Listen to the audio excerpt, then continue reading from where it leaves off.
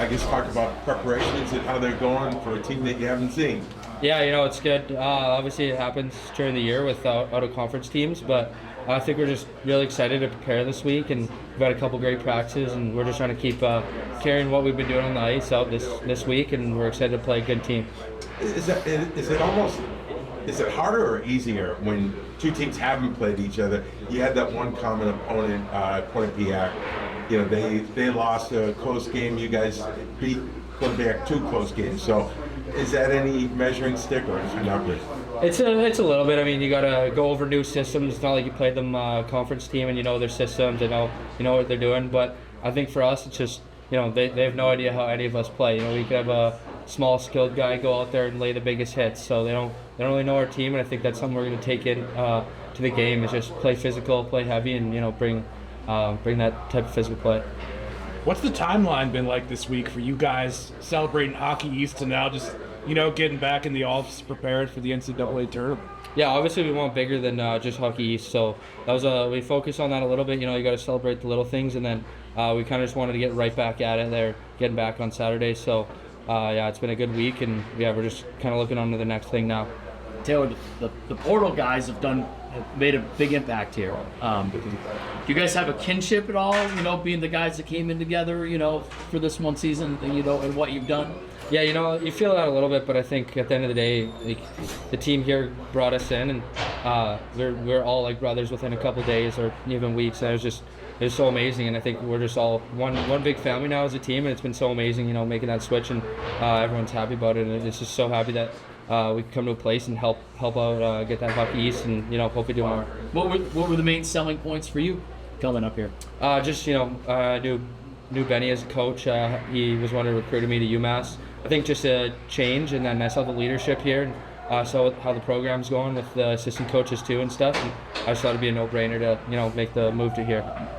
This team has played a Big Ten team in years. What do you know about just the style of play of the Big Ten? Is it similar to the Hockey East? I feel like some teams in the Hockey East are definitely similar to Big Ten, but those Big Ten teams are full of skill. If you make a mistake, they're gonna make you pay. Obviously, the transitions are gonna be quick and stuff, and they got some heavy scorers. So I mean, you just gotta play them hard, play them tight, and at the end of the day, just focus on us. For you personally, 2 goals in that Hockey East title. What's that do for your confidence moving in the NCAAs? Yeah, once again, it's just I'm just happy I can contribute and be a part of this team and help hopefully win a championship here, and I think just keep it going. Basically. Do you feel momentum from the weekend still at all? Like momentum's a weird word in sports because things change. You're not continuing a game a week later, but obviously there was a high from this weekend. Yeah, obviously we celebrated. There was a high there for sure, but I think one thing our team's good at is just keeping a level head, and I know that we want more than just that, and we're kind of doing that and keeping our focus on that. But definitely celebrate that a little bit. But I mean, we're just hungry for more. How are you guys able to bounce back from one round you go double overtime, it's rolling, it's the late game to a real dominant showing in the championship game? What was important? What had to happen for you guys? I think we were all just so amped up and ready to get right back at it. We were kind of you play 2 OTs, teams would maybe like, well, these guys are going to be tired and stuff like that. But for us, I felt like we just kind of wanted to keep playing how we finished off that last game against Northeastern. I think we did a good job doing that. So we had a lot of nutrition between them, getting a lot of electrolytes in us and stuff. So that helped. But yeah, we just wanted to do it. Coach West. Yeah. Thank you so much. Good luck. Thanks. Is there anybody at Dimitri at the computer? Thanks, Jeff. Yep. I think it's muted.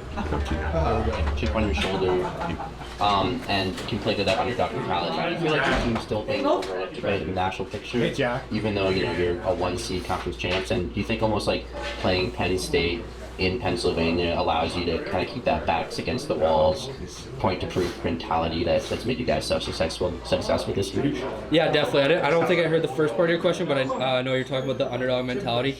Yeah, I think we've had that all year. We're like an older team, stuff like that. We don't have the most draft picks or anything, and I think we're just kind of one of those teams that brings our lunch pail to the games and stuff like that. We just want that to happen. As of going to Pennsylvania to play Penn State, I mean, it's nothing crazy. Denver had to do it to UMass last year, ended up winning. So I feel like it's just another block that we can get past. So Too bad. Yeah, and then one down, one to go. That's been kind of the message I've been hearing from you guys. Is winning championships almost addictive? Does it make you just want to chase that feeling and that success even more once you've tasted it? Yeah, absolutely. I don't even think it's part of winning the championship. I think it's more than that. Just seeing how happy the fans were, how much support we got at TD Garden, how much the state showed out for us when we were driving back. We're all talking on the bus, and it just fuels that we want to do more and bring it home. So we can't thank everyone enough for the support that we get here, and we just want to do it for all of our fans. Yeah, and then just last one from me. One of the hottest teams in the second half, Penn State. What have you seen from them that's made them such a wagon down the stretch here? And what's kind of coach been emphasizing to you to what you guys have to do well in order to corral them in the lines? Yeah, obviously just hold on to the puck, play with poise. They got some skilled players that can shoot the puck.